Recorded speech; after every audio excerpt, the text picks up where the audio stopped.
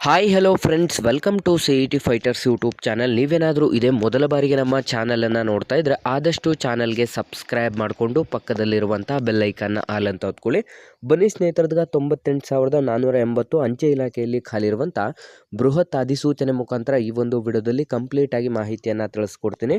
ವಿದ್ಯಾರ್ಥಿಗಳು ವಿಡಿಯೋನ ಸ್ಕಿಪ್ ಮಾಡದೆ ಕೊನೆವರೆಗೂ ನೋಡಿ.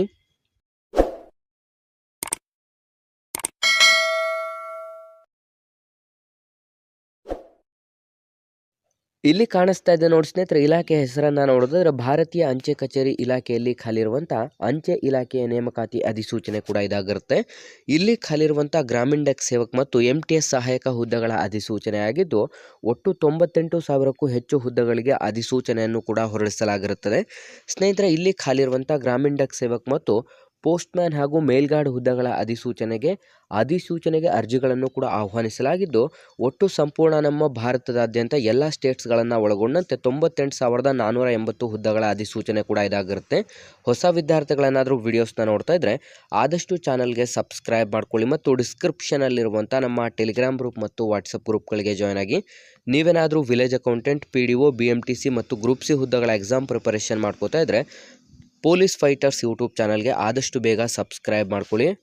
ಸ್ನೇಹಿತರೆ, ಇಲ್ಲಿ ಕಾಣಿಸ್ತಾ ಇದೆ ನೋಡಿ, ನಿಮಗೆ ಸ್ಟೇಟ್ ವೈಸು ಯಾವ ಪೋಸ್ಟ್ಗಳು ಎಷ್ಟು ಪೋಸ್ಟ್ಗಳು ಖಾಲಿ ಇದೆ ಅಂತ ಇಲ್ಲಿ ಕಂಪ್ಲೀಟಾಗಿ ಮೆನ್ಷನ್ ಮಾಡಲಾಗಿದೆ. ನಮ್ಮ ಕರ್ನಾಟಕದಲ್ಲಿ ಪೋಸ್ಟ್ಮ್ಯಾನ್ ಹುದ್ದೆಗಳು 3,887 ಹುದ್ದೆಗಳು ಖಾಲಿ ಇರುತ್ತೆ.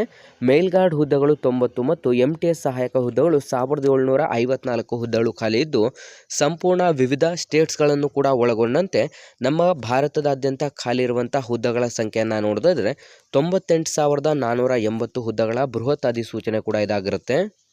ಹಾಗಾಗಿ ಅರ್ಜಿ ಸಲ್ಲಿಸಲು ಬಯಸುವಂಥ ಅಭ್ಯರ್ಥಿಗಳಿಗೆ ನಿಮ್ಮ ವಯಸ್ಸಿನ ಮಿತಿಯನ್ನು ನೋಡೋದಾದ್ರೆ 18 ವರ್ಷದಿಂದ ಗರಿಷ್ಠ 35 ವರ್ಷದ ಒಳಗಡೆ ಇರಬೇಕಾಗುತ್ತೆ. ವಯಸ್ಸಿನ ಸಡಿಲಿಕೆಯನ್ನು ನೋಡೋದಾದ್ರೆ SC ST ವಿದ್ಯಾರ್ಥಿಗಳಿಗೆ 5 ವರ್ಷ ಮತ್ತು OBC ಕ್ಯಾಟಗರಿ ವಿದ್ಯಾರ್ಥಿಗಳಿಗೆ 3 ವರ್ಷ ಏಜ್ ರಿಲ್ಯಾಕ್ಸೇಷನ್ ನೀಡಲಾಗಿದ್ದು, ಶೈಕ್ಷಣಿಕ ಅರ್ಹತೆಗಳನ್ನು ನೋಡೋದಾದ್ರೆ ವಿದ್ಯಾರ್ಥಿಗಳು ಮಾನ್ಯತೆ ಪಡೆದಂಥ ಶೈಕ್ಷಣಿಕ ವಿದ್ಯಾಸಂಸ್ಥೆಯಿಂದ 8ನೇ ತರಗತಿ ಅಥವಾ 10ನೇ ತರಗತಿ ಅಥವಾ ನೀವು PUCಯನ್ನು ಹೊಂದಿರುವಂಥ ಅಭ್ಯರ್ಥಿಗಳಿಂದ ಅರ್ಜಿಗಳನ್ನು ಕೂಡ ಆಹ್ವಾನಿಸಲಾಗಿದ್ದು, ನಿಮ್ಮ ಒಂದು ಆಯ್ಕೆ ಪ್ರಕ್ರಿಯೆಯನ್ನು ನೋಡಿದ್ರೆ ನಿಮಗೆ ಯಾವುದೇ ರೀತಿಯಾದಂಥ ಪರೀಕ್ಷೆ ಇರೋದಿಲ್ಲ. ಸಂಪೂರ್ಣ ನಿಮ್ಮ ಒಂದು SSLC ಅಂಕದ ಆಧಾರದ ಮೇಲೆ ಮೆರಿಟ್ ಪಟ್ಟಿಯನ್ನು ತಯಾರಿಸಿ ದಾಖಲಾತಿ ಪರಿಶೀಲನೆ ಮಾಡಿ ಈ ಒಂದು ಅಧಿಸೂಚನೆಗಳಿಗೆ ಆಯ್ಕೆಯನ್ನು ಮಾಡಿಕೊಳ್ಳಲಾಗುವುದು. ಹಾಗಾಗಿ ಅರ್ಜಿ ಸಲ್ಲಿಸಲು ಬಯಸುವಂಥ ಅಭ್ಯರ್ಥಿಗಳಿಗೆ ನಿಮಗೆ ಜೂನ್ ತಿಂಗಳಿನಿಂದ ಈ ಒಂದು ಅಧಿಸೂಚನೆಗೆ ಸಂಪೂರ್ಣ ಆನ್ಲೈನ್ ಅರ್ಜಿ ಸಲ್ಲಿಕೆಯನ್ನು ಪ್ರಾರಂಭಿಸಲಾಗುತ್ತದೆ.